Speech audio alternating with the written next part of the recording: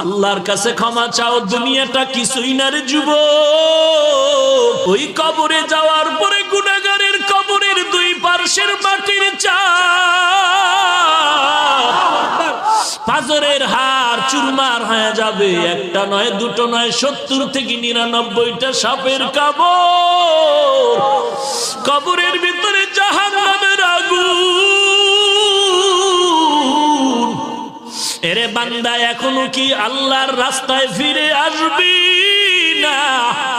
আল্লাহ দেখায় দেয় দুনিয়ার বিল্ডিং এর আগুনে কত যুবকের লাশ, আর চিৎকারের আওয়াজ, বাঁচাও বাঁচাও। একটু চিন্তা করে দেখ, যখন আগুন লাগছিল শরীরের মধ্যে তখন ওদের কেমন লাগছিল, অবস্থাটা কেমন হয়েছিল।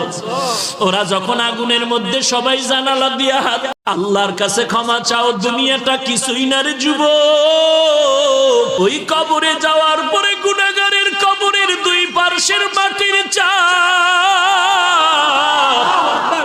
পাজরের হাড় চুরমার হয়ে যাবে। একটা নয়, দুটো নয়, 70 থেকে 99টা সাপের কামড়। কবরের ভিতরে জাহান